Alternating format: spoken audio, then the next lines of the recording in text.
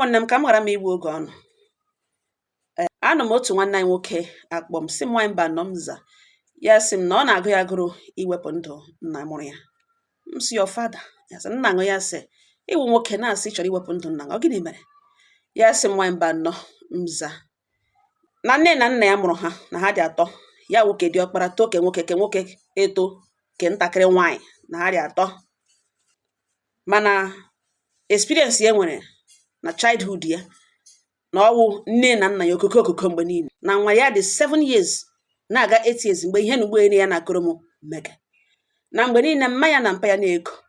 ihe mmanya na-ekwu enyi m nwaanyị iwerele ya wegere enyi m nwaanyị mgbe niile ihe eji concentrate epike ihe niile ahụ mmanya na-agwa mpa ya wụ na mmanya na-ekwu ka n'anya mmiri mgbe niile ọ bega akwa and mmanya dị heavily pregnant then. Otu a ka mmanya na mpa ya na-eko mpa ya wee gwawa mmanya so ọ bụrụ na ọ wụghị otu ihe na gịnị na-ejikọkwana ya na gịnị bukwara ya na ya abụọ. Mmanya gwawa ya so lekwen mgbe ọ makwana so na ọ likere that lady na gịnị mere o jiri bịa lụwa ya na gịnị mere o jiri bịa lụwa ọ gwawa ya sị mgbe ya dị young na mgbe ya na ya megeke ya megeke ọzọ na-agwa ya na-agwakwa mmanya dat na mmanya gbakashịrị ahụ na o nyego onwe ya nsogbu na every time ọ kpọrọ that lady n'ọnụ na ya agwala ya na enwe ihe jikọrọ ya na that lady ọ na-adọkashi ahụ na kọndishọn ya na ihe mpa ya na-agwa mmanya mana mmanya ga-ebewe bewe mgbe niile ọ kpọrọ that lady n'ọnụ na onye mmanya na-agwakwa na mpa ya amaghị onye ya mgbe niile ọ nwaanyị eledi na-esere mmanya na mpa ya na ọ wote ha shiri biri ya na ha agala akpa ụkwụ 8 years mgbe ihe numege. O ruo otu ụbọchị mmanya gwawa mpa ya na ya gazuru juo ihe nwa mpa ya gwawa ya sị gịnị na o ji ụmụ atọ already na-aga ịmụ ugbu a ka anọ na-ekwu okwu ịga ahịa ga zụwa ihe nwa ọ pụtara na ihe ndị ka eyuzuru ọ tụfushiri ha tụfushi. Mmanya ebewe lament wakwa kwuokwu okwu nwa agbọghọ obi aha na ọ na-akpọ n'ọnụ mgbe niile mpa ya tụpụrụ ya ọnụ mpa ya pụwa. O ruo ka ya gawara skuul ka ihe a mege n'ọkọtụ ka ha ji bido dadị iko ya chenwocha ya ejikere skuul akpọpụ ụmụnne ya nwa gawakwanụ ke gawa skuul ka ya na-aga n'ihi na ya nọ praịmarị skuul that time na ya nọ praịmarị 3 that time mgbe ihe na-eme ya ruo na skuul oyi ezigbote oyi amatuo ya oyi maga na-ama ya do ya kpọkpọkpọkpọkpọ eti the skuul anụrụ nga send onye ga-akpọlata ya n'ụlọ ka ha lutere n'ụlọ ha kọọ aka na gate mpa ya pụta ya dị surprise na mpa ya nọ ya feel na mmanya ga-apụta mana ọ mpa ya pụtara that day bịa jụọ sọwa onye nkụzi ya eme onwe introduce na ya wụ ticha kpo ya nwa aha mpa ya saa dịkwa na mma ihe a mega ebe 11 ụtụtụ mgbe mpa ya pụtaziri onye nkụzi ha gwawa ya that na oyi mmaghị na o nidiri ka akpọrọ ya gaa ụlọ ọgwụ na ha enweghị right ịkpọrọ gawa ihe kemist menwe kemist because ha amaghị medical history ya. Mpa ya sị nụkwa oyi gbawazie esele otu oshi na-eme ngazi steji ka ya na ozugbo oge ghere ụzọ because of oyi tọga ya were oso were ije gashi ike gafere mpa na asị echere ya gafere mpa ya baiga n'ime ime ụlọ rutezie hụ na enwere onye ọzọ nọ n'ime ụlọ ahụ ya gawazie lewe anya na rumo mmanya na mpa ya gụghe ebeghe ya bụrụ na ọ nwere nwa eledi nwa ukwu akwa mmanya n'obi nọ na rumo mpa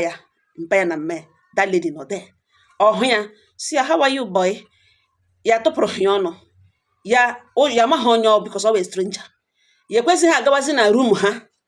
ya na ụmụnne ya nụrụzie na sitting room mgbe mpa ya na-ekelechana onye nkụzi agbachina gate abịaghachila back to that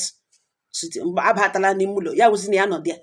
ya jụwa mpa si na enwere anti nọ na room a ụkwa na onye mpa ya gwawa ya si ya na ya don't worry na emecha ka ya ha ekweta one na ngwa ya gawa na room ha ya wụ room ya na ụmụnne gaa nọrọ nga were bed spread kpuo onwe ka ya ejikere kpakọ onwe ya na this lady bịara itreat ya na ya onwe ya eji ha ahụ na otu oyi maga ụkwọtọ ọmaga eke mgbe abalị mana ya wụ na adult na ya shiri ike na ya ọhịa eji na-edige na ihe nurse bịara bịa itreat ya rute si na ọ chọrọ ịṅụ mmiri ekuru mmiri ka ige the nurse gazi ịṅụ mmiri ahụ awụọ ya na efe ya so na ọhịa kpatara na eji were ukwu akwa mmanya nye ka ọ mara ka enwe ike dry ya efe ya o yiri lawa ya so oke mpa ya gwa ya si ya gaa na room ha gaa nọrọ nga ka ya nwee ike ka ọ gbachapụ ya ọgwụ ọ gbaga ka ya ejikerekwanụ kpụrụ ya na ya abụgawa ụlọ ọgwụ ya gaa na room ya were akwa ekpuo onwe nwaanyị mba na mpa ya nọga oyi na-ama ya oyi amatịrị ya aka before that lady apụtazie ya na mpa ya oyirizie efe pụta mpa ya si ya ngwa otu a ka esi ya banye na moto, the lady abanye n'ihu moto, mpa ya nyara ha move pụtazie n'ụzọ drop other lady kpọrọzie ya nwa gawa ụlọ ọgwụ. Nga ha nọzi n'ụzọ na-aga ụlọ ọgwụ, mpa ya gwawa ya sị na ọhụrụ ihe mere taa, ya sị na ọ ma na mma ya a na-arahụgbo ya ebewe, na mma ya agaghị eme understand, na ya chọkwa ka ọ ga-agwa mma ya na enwere anti bịara n'ụlọ taa, na nọọsụ bịara n'ụlọ taa, gwa ya na ya nwakwala nwa ga-agwa ya mma ya, na ya nwa anwa gwa mma ya ihe na ọhụrụ taa, this lady ọhụrụ taa, na ya ga-esend ya to nwanne ya nwoke ya uncle ya, na ọwụ a soldier, na ihe o ji apịa ụmụazị ya na ha nọ na ọwụ koboko, na ọwụ ebe a ka ọ ga-aga holidays, and ọ ga-apịa nwa mmiri n'ike, na uncle ya hụ nwanne ya na ọ na-apịa ụmụazị too much, na ọhịa mba ya na-eje tretin ya, ya sị mba ya ga-agwa mme, mba ya sị oke, agachi ụlọ ọgwụ tritiche ha lo. Ọ ka ha lụtaziri, mma ya lo ya hụ na mma ya gara ahịa ịzụ ihe nwa, mma ya gbuchiwa ya mata na ọ ebe ahịa ka mma ya gawara before nọọsụ a ya hụrụ na rumu mpa ya abịa. Ha nọrọ taa ka ha shibiri, nwaanyị mba na o weta ha aka ruo otu ụbọchị, ihe a ma ebe 4 PM oge mgbede, mma ya shigeri na kichin, ya nọkwa na wit mma ya, na ya na-alaiki ịnọdebe mma ya nso. Mma ya shigeri, ihe ọzọ ya nọrọ n'ala hụ gbadagbadagbada, efile na mma ya nyụọ na mmamịrị, mma ya para aka n'ukwu tie, buru aka n'ukwu ya si ya gaga kpore mpa ya, ọ bịa kporo ya gawa ụlọ ọgwụ. Ya gbapụ so gawa na moto mpa ya, because nọ ebe ọ pakịrị moto enwe ihe o wege n'ime moto ya, na-afụ asha akwụkwọ na moto ya, nwaanyị cha glasses ya up, ya na akwụkwọ nọ n'ime ebe ahụ alụ. Ya kọrọ ya aka, ọ nwaanyị ya daa si ọgịnị, ọgwa ya gwawa mpa ya na mma ya nyụọ n'onwe ya mmamịrị n'ahụ, and o tige mkpu ọsọ ukwu gbughị mgbu, na ya bịa kpọga ya ụlọ ọgwụ. Mpa ya so okenye ya ngajiri ya na-abịa, o wetaghị obere oge mpa ya gara bịa gwa ya si ya kpọrọ ụmụnne gaa na room ha now, na ya achọ ịhụ ha outside, na ha nọrọ n'ime room ha ebe ahụ. Ya so oke kpọrọ ụmụnne ha gawa na room ha ga na ịga. Papa ya anọrọ nga leadri mma ya to bedroom ha, ya file na ọ gaji dress ya ka ha nwee ike gawa ụlọ ọgwụ. Na ihe room ahụ mma ya na mpa ya bana na wo last time ya na-ahụ ha abụọ ka mma ya gachan ka onye nwege pens ha baiga na room ha. Ya nọọ ha nkọtọ mma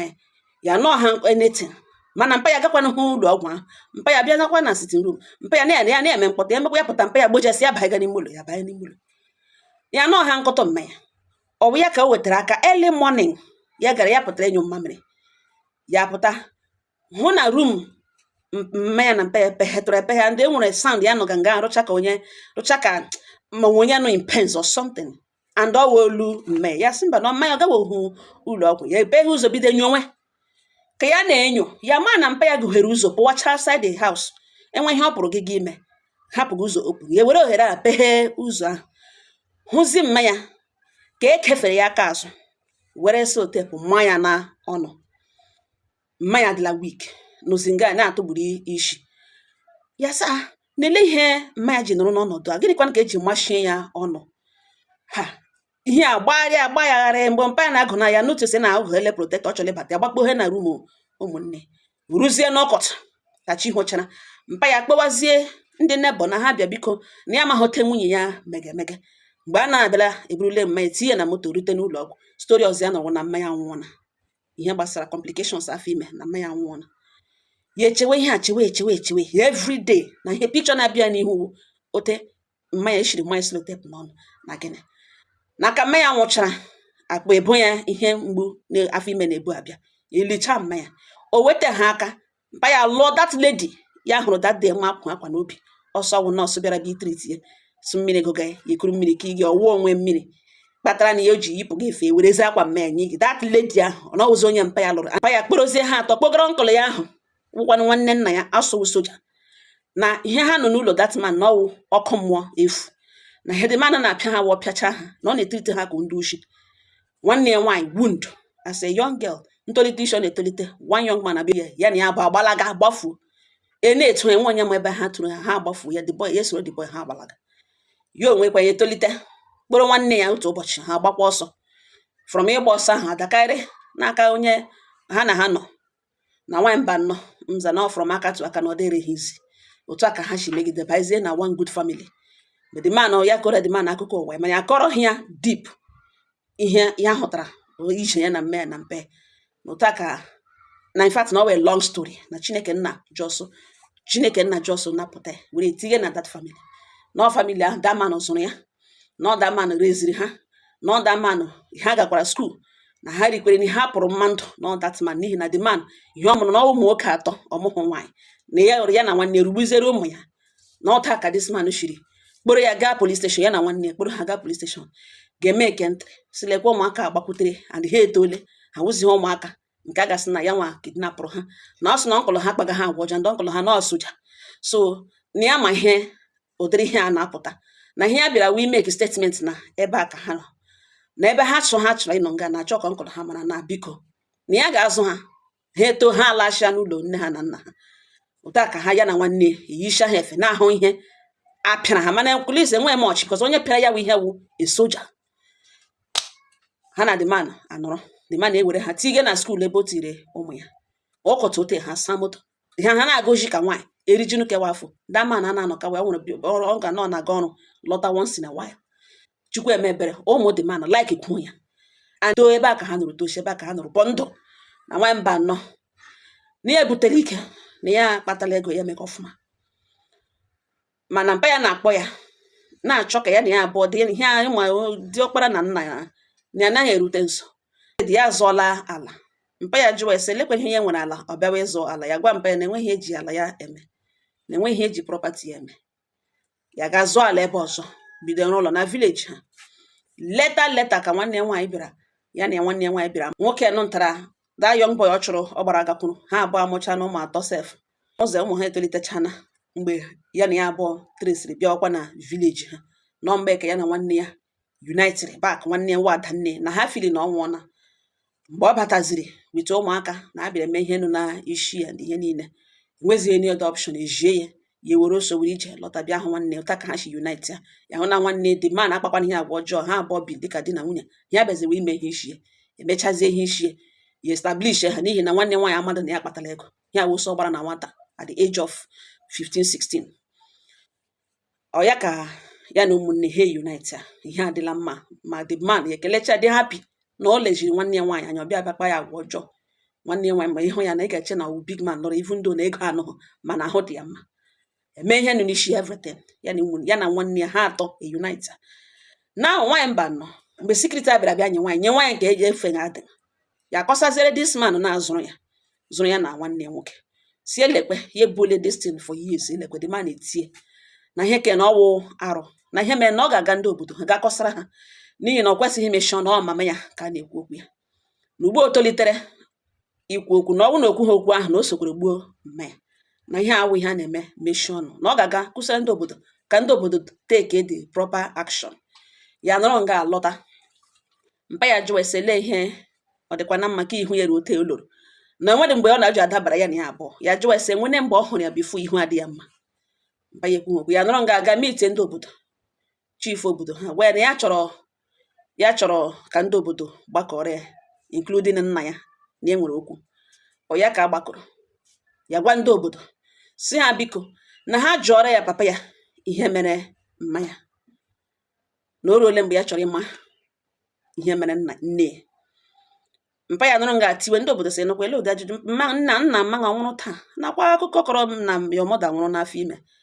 nakwa at least ọwụghị ụmụaka mgbe nne ya nwụrụ leta ocha jụọ nna ya ụdịka ajụjụ ke ya na nna ya discuss kwara ihe before ya pụta ya gwa ya ndị obodo si ya na nna ya enweghị anything to discuss na ha jụọra ya nna ya ihe gburu mama ya n'ihi na after now na ya na-aga umere nne ga-eme ha involved ka ha bata na dị okwu na mpa ya nidiri ime explain ihe gburu mama ya anọrọ nga ndị obodo atọ nọ jụwanụ the man si na ihe ajụjụ nwa ṅụ jụrụ enwe ihe ị nwere ịkọwatara apart from ihe anyị maara wụ ihe gburu nwunye ṅụ mpa ya sị na enweghị ya ma enweghị ote ya gwara ha ihe gburu nwunye na ya jiri ọ na-akọwa n'ugbo na ọ ya gburu nne ụkwanụ nwunye na biko na enwe ihe ọ chọrọ ikwu na okwuo ya nga na aka ya dịkwa ụcha ya so oke eyigharịa the meeting ya gaa umere nne ga-akpọrọ ụmụnne mma ya ha wụchasịa ndị famili mma ya ha wụchasịa na the meeting ya ebido kọwara ha ihe ahụ bere otiti ebido nwa mkpu akwa ebido sụwa asụsụ daledi mma akwa ọsọ onye nọọsụ ọwụ ya onye kelugbo onono ya na ebi na village kelugbo onogbu nwunye ya si yes na ha kpoo ya jụọ ya na ọ tretịrị na ya na ihe ya hụrụ ya ekwukwele na ya ekwughị na ya ga-akpọgara ya nwanne nwoke ewu soja na ihe ga-aka ihe a na-apịa na barak na-apịacha ụmụaka ebe ahụ efe ntị na ọ nwanne nwoke ewu soja ka na o ji tretịrị na ọ ya kpatara eji ekwu hụ okwu ekwupụtaghị ya na that same lady makwa na bedroom nne na nna ebe ya na mama ya na-ehi na that same lady ka ọ lụrụ na gịnị ka ya jiri mmanya bara lebo n'ihu ya basa obere nwa ya wụ ya mahụ efile na mmanya nyụzuru onwe ya mmamịrị ahụ ya mahụ na ọ mmiri nwa gbawara na mmanya baa na lebo ya ga-akpọ mpa ya sị ọ bịa na mmanya na onye ọ na mmamịrị dịka obi ụmụaka mpa ya sị ya gawa mgbe mpa ya na-abịarute ọchụkpọ ha n'ime mụlọ sị ha pụtakwala ridiri mmanya bawa na bedroom rute na bedroom ebe efile na ha gara ejike ka ha gawa ụlọ ọgwụ ọgwa ya na ya pụtakwala etikwala isi ya pụtakwala efile na ha gawala ụlọ ọgwụ ya ga-anyụ mamịrị n'ime abalị obere nwa nyụọkwa mamịrị nyochasị ka ya ga nụ saụndụ megana ya ghọtaga ka ya ga-enyi ọwụ na rum mmanya ghere oghe palọ dọ ghere oghe ọwụ na mpa ya pụwara outside n'ime abalị ahụ ya emeghezi ụzọ lekwezie mmanya ka ekefere ya aka azụ were selotepụ mmanya n'ọnụ and ọ dịla weak odenwe mmanya nga ahụ o nwere moto dị sound okweghị akpọrọ mmanya gị ụlọ webaga ya n'ime ụlọ mmanya selotepụ n'ọnụ kefee ya aka ya azụ ruzie ntụrụ ka mmanya nwụrụ n'ọkọtụ ọ ga-akpọwazie nebọ ndị nebọ datị na ya ma ihe mege nwunye mgbakọ na-agbakọlata gawazi ụlọ ọgwụ erute ihe ọzọ anụ na mmanya nwụọna na ya gwa ndị obodo ihe that selotepụ ọ mara mmanya n'ọnụ na aka ya ahụ o kefere n'azụ nwaanyị dị ime na o menwe explain from there na ihe ya chọrọ ịma ofense mmanya kọmitiri ejiri kefee ya aka ya azụ denwe na bedroom were selotepụ mmanya n'ọnụ chịkọta ụkwụ ya abụọ keshikọlata ya na ọ gịnị wụ ihe ọ na-edere kọwara na that part egbuola egbu mpa ya ewezie ọnụ ya oghe ihe a mbụ ya ịnụ datin mpa ya na-enwebeghị ihe ọjọọ ya ebu n'obi na ihe a nọ ihe mege n'ime abalị ebe 1 o'clock ya achọghị ka mmanya tiwe na o tige mkpu na na amara na nwaanyị iri ime na o tige mkpu ya were ihe ahụ mashin ọnụ ka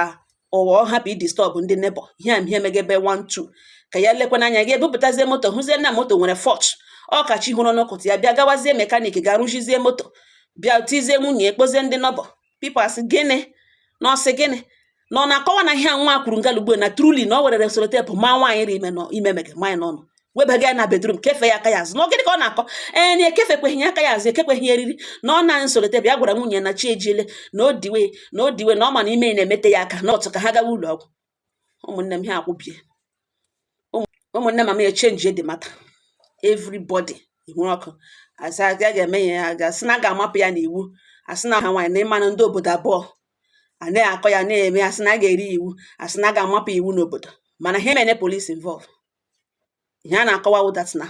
ọ papa ya gburu mmanya the 2 villages aha ewerele dị mata na a conclude ole na mpa ya ma na o gburu mmanya deliberately na ugbu a na okwu aba na polisi na asa ga from court na ọ ga-aga prison na always deliberate act na ihe ahụ akọga awụ ihe ya chọrọ na ọ na-agụ ya agụrụ na everyday ihe na-agụ ya agụrụ wụ ịkpọrọ jos ga tụ ndị a na-ewepụ ndụ mmadụ nye ha ezigbo ego sị ha agaghị ewepụ ya mee ka ọ dịrị ya painful na ọ gwụla ihe na-agụ ya agụrụ ihe na-agụ ya agụrụ iwepụga ndụ nna ya na nwunye ya that lady